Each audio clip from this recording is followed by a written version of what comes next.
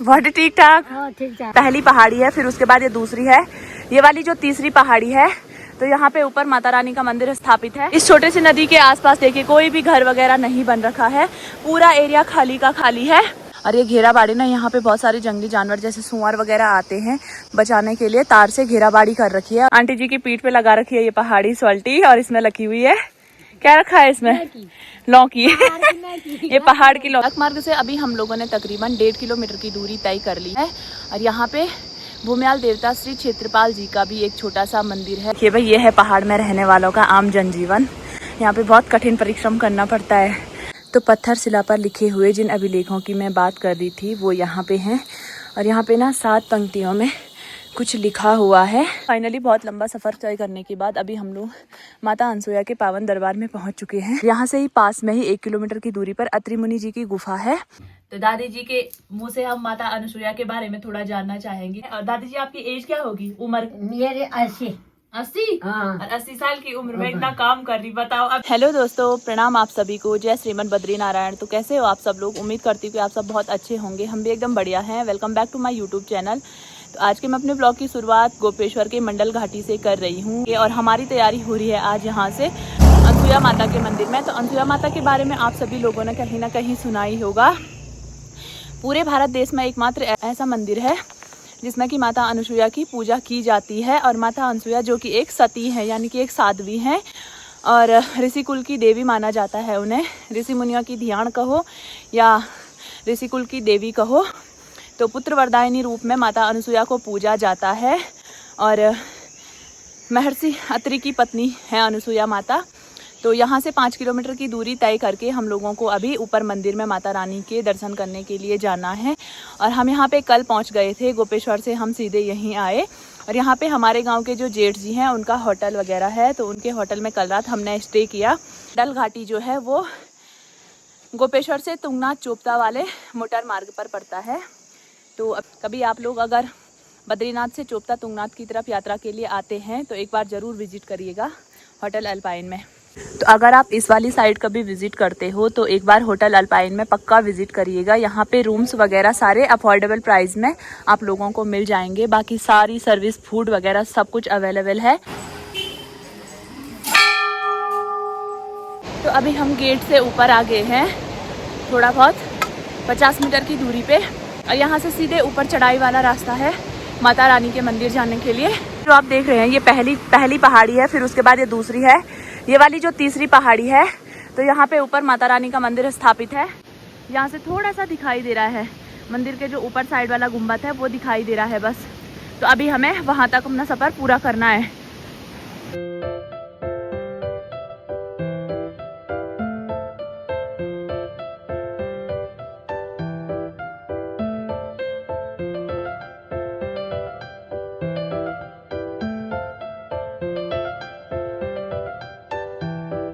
इस सीजन के संतरे भी आधे पक्के तैयार हो गए हैं और ये दिसंबर जनवरी में पूरी तरह से पक जाएंगे और खाने के लिए तैयार हो जाएंगे। और इनको पहाड़ी में ना माल्टा बोलते हैं। कुछ ये संतरे मौसमी के जैसे होते हैं, जैसे शहरी इलाकों में किन्नू वगैरह मिलते हैं, लेकिन उनका स्वाद वगैरह इनसे बहुत अलग है क्योंकि ये नेचुरल पहाड़ी संतरे हैं।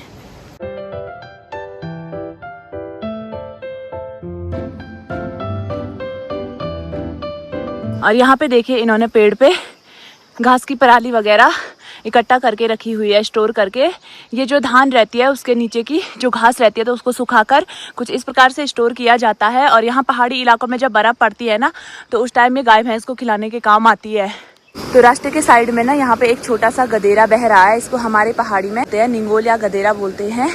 और इसमें देखिए अभी पानी की मात्रा ना बहुत कम है, लेकिन बरसात के मौसम में ना ये गदेरे अपना आकार और स्वरूप पूरी तरह से बदल देते हैं। बीते हुए कुछ टाइम पहले आपने देखा होगा उत्तराखंड के कुछ स्थानों में, जैसे कि उत्तरकाशी और चमोली के कुछ जगहों पे बहुत भयंकर आपदा आई थी।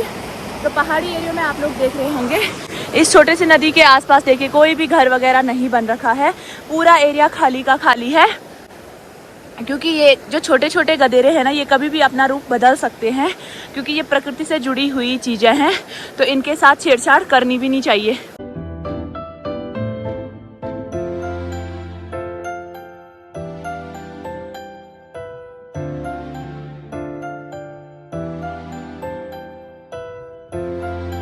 यहाँ बगल में इस घेराबाड़ी के अंदर देखिए एक छोटा सा खेत है जिसमें कि तोर की दाल की बुआई कर रखी है।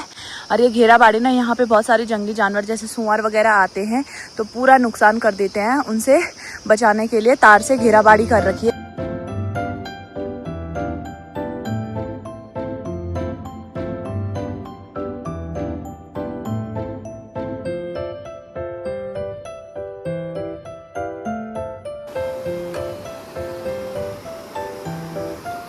तो ये वाली जो पुलिया है यहाँ पे तक सड़क है और जो मोटर मार्ग है ना उसका निर्माण आगे अभी नहीं हो रखा है। यहाँ पे बगल में अभी एक गौशाला है और यहाँ पे देखिए बकरियों का गोठ और आंटी जी उनको आराम से देख रही है। आंटी जी की पीठ पे लगा रखी है ये पहाड़ी सॉल्टी और इसमें लगी हुई है लौकी। ये पहाड़ की लौकी। वैसे आंटी यहाँ पे ठंडा है, यहाँ पे लौकी होती है क्या? वहाँ नीचे पे हाँ अच्छा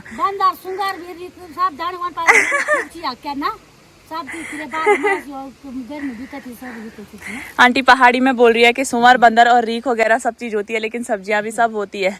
ठीक है आंटी जी फिर चलते हैं।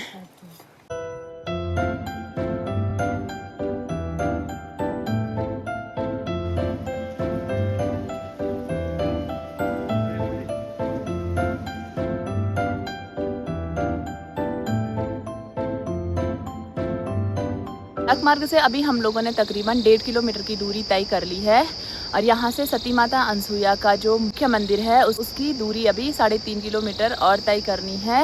और यहाँ पे भूम्याल देवता श्री क्षेत्रपाल जी का भी एक छोटा सा मंदिर है। तो भूम्याल देवता जो होते हैं वो गढ़वाल के रक्षक देवता माने जाते हैं, यानी कि भूमि के रक्षक देवता के रूप में पूजे जाते हैं।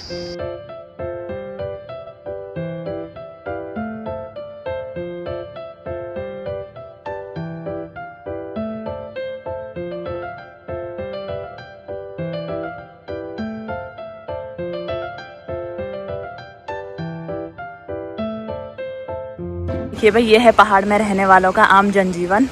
यहाँ पे बहुत कठिन परिश्रम करना पड़ता है आम दिनचर्या के लिए। तो सुबह सवेरे अभी गांव की दी लोग देखिए घास भी लेके आ गए हैं। ले गया घास? हाँ तो घास है ना ये बहुत संकरी चट्टानों पे होता है और कुछ ऐसे डंडा रहता है लकड़ी नुकीली सी एक साइड से और उस पर पुली फंसाकर भारी लगा दी जाती है बहुत ऊंची सी। उसमें जो पुली रहती है ना भारी से सटे हुए तो वो नीचे नहीं गिरती हैं।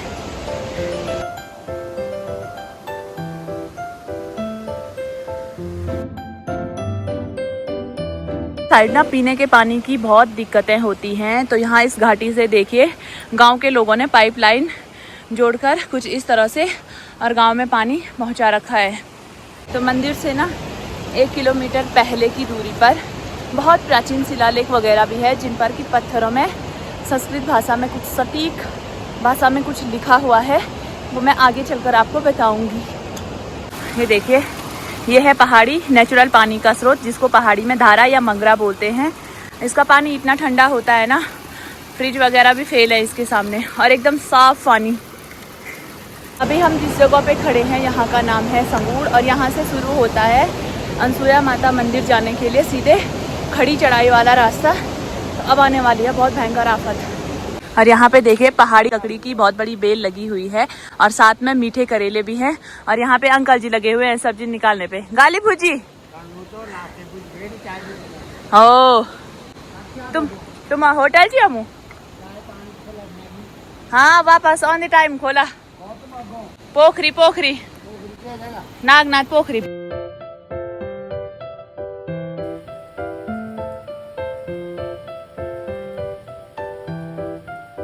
तो अभी मैं यहाँ पे एक पत्थर के ऊपर बैठ गई हूँ आराम से। बहुत भयंकर चढ़ाई है और बहुत खतरनाक वाली सांस फूल रही है क्योंकि मैं बहुत जल्दी चल रही थी और यहाँ पे ना कोई दिखाई नहीं दे रहा है। अभी तो मैं हूँ और हस्बैंड जी भी पीछे रह गए हैं, बैठ रखे हैं नीचे पे। और यहाँ देखिए बस पेड़ पौधे ये प्राकृतिक चीज़ें दिखाई दे रही है और साथ ही में चिड़ियों की चहचहाहट सुनाई दे रही है।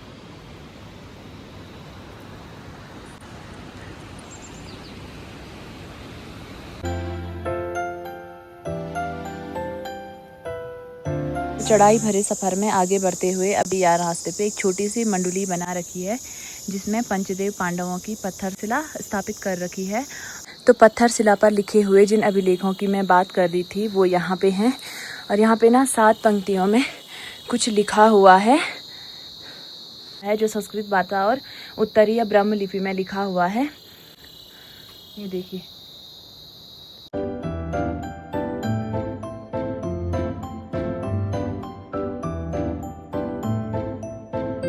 अभी यहाँ पे से अनसुया माता मंदिर की दूरी मात्र 1 किलोमीटर की रह गई है। तो अभी कहीं कहीं पे चढ़ाई वाला रास्ता है और कहीं कहीं पे समतल जाने वाला रास्ता है। और यहाँ की धूप भी कहीं कहीं पे ढल चुकी है, क्योंकि यहाँ पे ना ऊपर साइड से पेड़ पौधे बहुत हैं तो प्रॉपर धूप नहीं पड़ रही है। बाकी आगे की साइड वाली पहाड़ियों पे खूब चमकदार धूप अभी भी लगी हुई है।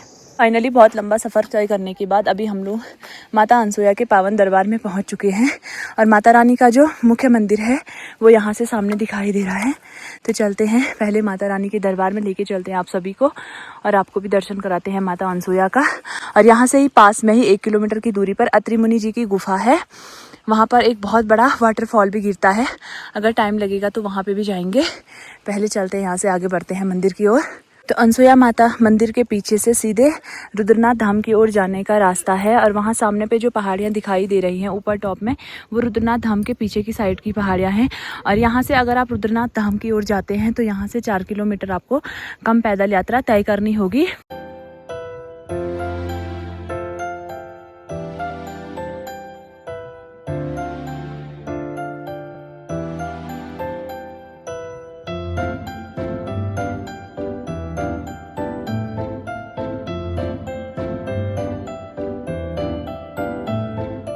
अंसी गांव है ना, यहाँ पे बहुत कम परिवार रहते हैं, यानी कि मुश्किल से 5-6 घर हैं यहाँ पे। लेकिन फिर भी यहाँ पे रहते खाली 2 ही परिवार हैं, क्योंकि पहाड़ों में रहना भाई वही वाली बात है, तपस्या वाला काम है। तो सुख सुविधाओं के चक्कर में लोग यहाँ से शहरों की ओर चले गए हैं। सब रोजगार, पढ़ाई लिखाई वगैरह करने के लिए। सब इतने सुंदर वातावरण में भले रहना कौन नहीं चाहेगा, लेकिन यहाँ पे ना सुविधाओं का बहुत अभाव है। ना तो यहाँ पे कोई स्कूल वगैरह है और ना तो हॉस्पिटल वगैरह है। तो सब लोग यहाँ से शहरों की ओर भाग गए हैं। तो माता सती अनसुया के मंदिर में हम लोग 3:30 से 4 बजे के बीच में पहुंच गए थे। उसके बाद आने के बाद मैं थोड़ा मंदिर प्रांगण में बैठी रही और हस्बैंड जी आराम से बाहर पे बैठकर कुछ देर तक धूप सेक रहे थे। और अभी हम लोग यहाँ पे घर सेक रहे हैं मिट्टी वाले चूल्हे में। ये है पहाड़ी चूल्हा और इसके ऊपर पानी का पतीला रख रखा है। ये पानी हाथ मुंह धोने के काम आएगा और बर्तन वगैरह धोने के काम आएगा। बाकी पहाड़ों में पीने के लिए भी गर्म पानी कुछ ऐसे ही बर्तनों पे लकड़ी के चूल्हे में आग जलाकर गर्म किया जाता है। और अभी हम आराम से यहाँ पे बैठे हुए हैं। हमने यहाँ पे चाय वगैरह पी और हमारे साथ यहाँ पे दादी जी बैठी हुई है। तो ये इनका घर है। और अभी मंदिर प्रांगण के जो पंडित जी हैं वो दादी जी के पोते हैं। तो मंदिर का सारा मैनेजमेंट वगैरह वही संभालते हैं। और दादी जी आपकी एज क्या होगी, उम्र? मेरे 80। 80? और 80 साल की उम्र में इतना काम कर रही, बताओ। अभी थोड़ी देर पहले दादी जी वहाँ पेड़ में जाके ना नार की पुली संभाल रहे थे। घास क्या लगौड़ बोल देते थे? घास खुम लगौड़। हाँ, घास का खुम लगा रही थी। मतलब पुली के ऊपर पुली रखकर घास स्टोर कर रहे थे। वो बर्फा टाइम पर काम काम। अच्छा, कति गोरु बछड़ा धोरे? हमारा 2 छोरा छ, 2 भैंस छ। यो बड़ो भारी बागी सुपार सर्गल जायो। 3 बाछुर छ, 2 गोर छ। बाप रे, 11-12 है मतलब टोटल। 11-12 जानवर पाल रखे हैं पूरे, गाय भैंस बकरी पता नहीं क्या ना बोला। बकरी नहीं है मतलब भैंस के बच्चे सब कुछ। ठीक। तो यहाँ पहाड़ों में सारी ऑर्गेनिक चीज वगैरह मिलती है, नेचुरल सोर्स है सब चीज का। तो इनके अपने गाय वगैरह है, अपना काम धंधा है। बाकी यहाँ पे बहुत छोटा सा गांव है। वो गांव सब नीचे चल गए, यहाँ कोई नहीं है। हाँ, वही तो 2 मुँह है यहाँ। 2 परिवार है। 2 परिवार है यहाँ। अच्छा, बस छोड़ छाड़ के चले गए सड़क चल गए। कोई बम्बे, कोई दिल्ली, कोई काशी, कोई जोशीमठ। और पहाड़ी घरों की जो छत होती है ना, वो कुछ इस प्रकार की बनाई हुई रहती है। ऐसे ये लकड़ी के जो मोटे वाले खंबे हैं, ये लकड़ी के खंबे हैं और इनसे इनको कनेक्ट कर रखा है। यानी कि पूरा लोडिंग का जो वजन है वो इन वाले खंभों पे है। और ऊपर ये जो बारीक बारीक लकड़ियां हैं, ये भी लकड़ी के पुर्जे टाइप के हैं। ये पूरा सपाट बिछा के और ऊपर की छत बना रखी है। बाकी यहाँ पे देखिए इन्होंने मुंगरी वगैरह टाक रखी है। ये बीज की मुंगरी है। बीज की मुंगरी है ये सुखाने के लिए रखी हुई है। ये मुंगरी अंदर इसलिए रख रखी है क्योंकि बाहर बंदर वगैरह इनको उठा के ले जाते हैं तो बचती नहीं है। और यहाँ पहाड़ों में ना बीज के लिए चीजें बचाना बहुत जरूरी है। तो दादी जी के मुंह से हम माता अनुसुईया के बारे में थोड़ा जानना चाहेंगी। दादी जी आपको पता है माता अनुसुईया के पीछे कुछ बहुत सारी कथाएं प्रचलित है। जब ब्रह्मा विष्णु महेश्वर आए यहाँ अनुसुईया के पास, तो उसने कहा कि भाई परीक्षा जोड़ आए कि माता परीक्षा जोड़ आए कि ना कि बोली मैं तेरे परीक्षा जोड़ के तेरे से तो बड़े हमसे बोले क्या आए से यख यख आया से तेने आया से तो बोले कि तब देखो हमसे तो पर्दा रहने पहले तो खाण खाओ हम नंगी हुए के खाड़ता बोले कोई बात नहीं। आज के से पोर अत्र मुनि के तो अबे पानी ले पानी छिड़की से बालक बढ़िया 6 महीना बालक बढ़े से यो यक धोर यो धोर यो यम धोर। अब 6 महीना बालक के बोले माता स्वरूप माँ क्या बोली कि बालक के बोले माँ उगड़ी से नागी बालक है समझा। 6 महीना बालक है उसने खीर खवाए वो कुठड़ी की पी तो वो ये ब्रह्म विष्णु में तो परीक्षा जोड़ आई है तो ये की परीक्षा कोई नहीं ले जा सको।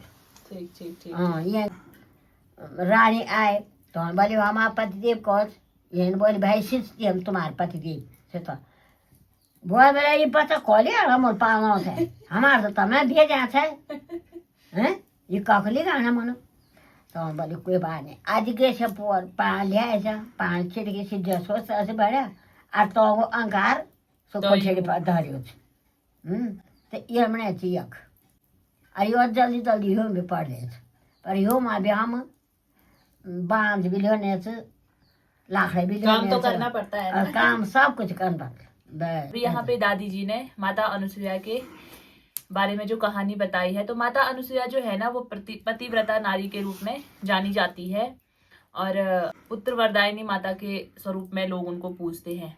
तो ना जाए तुम 5-6 बार जाए हम अभी भी नहीं जाया हम अभी भी नहीं जाया 5-6 बार यो बात मैं सवेर में 6 बजे में साल बैठ आई हम बैठे बोली चल में हुआ चला आर 6 बजे में साल बैठी 6 बजे साल घर यो खाए जाए अभी आई खतरनाक यो लोग जो दिन जाना दूसरा दिन होना वापस जिन्हें वाला यो बिटिन बाजार बहुत दूर छ ना 4-5 किलोमीटर दूर छ। तुम अगर मिला जना तुम डेली दिनचर्या तने बहुत सामान जन चाय चीनी वगैरह बहुत चीज घोड़ा में मंगाई दिया ओ हम कुंटल में होना चीनी और 50 किलो तने हम चाय पत्ती मंगवाना तो कथया जल्दी 50 किलो चीनी चाय पत्ती का चला 2 महीने भी नहीं चला तो 10 डब्बा भरी बोल ले होते डब्बा ये नानी पर से अभी नहीं हो ये चीनी का डिब्बा है यहाँ पे। और दादी जी अभी बोल रहे हैं कि जैसे यहाँ पहाड़ों में डेली दिनचर्या के लिए बहुत सारी चीजें चाहिए होती है और ये जो एरिया है ना यहाँ आसपास कोई मार्केट नहीं है कोई लोकल दुकान वगैरह नहीं है ग्रोसरी वगैरह का कुछ भी सामान यहाँ पे अवेलेबल नहीं है। तो अभी दादी जी बता रहे हैं कि वहाँ नीचे 5 किलोमीटर जहाँ सड़क है 5 किलोमीटर नीचे वहां से ये लोग घोड़े खच्चरों में सामान वगैरह मंगाते हैं और 2 महीने की राशन मंगाते हैं। मतलब 50 किलो चाय पत्ती चीनी वगैरह इतनी सारी मंगा देते बोला एक साथ। मैंने पूछा कि 50 किलो चीनी कितनी चलती है दादी बोल रही 2 महीने भी नहीं चलती चीनी का डिब्बा देख ले बोला ये नानी और मैं फुकी चली यो कबर के दादी गतल है दाल धोई में चल में तुम उतने दिन में सुटा बदवे सो तो पर्ची के भी है का पर्ची मिलो दिन में तुम दाई बेटा बदवे भी नहीं ये बस तो अलमारी में गे भाई तो दा अब मैं नहीं रे यो मैं माच बोन मारे अरे यो काय सरे दो तो फिर मैं आवाल हुए ये धोने में से यो कम तो धोई मिलो तो भे डाले से ते मां भी पड़ यो बार अबल में आ लिया तुम तर बने तुम अभी कति उम्र में वे छो ये 100 में यति देर में मेरा दी तो 9 साल में वे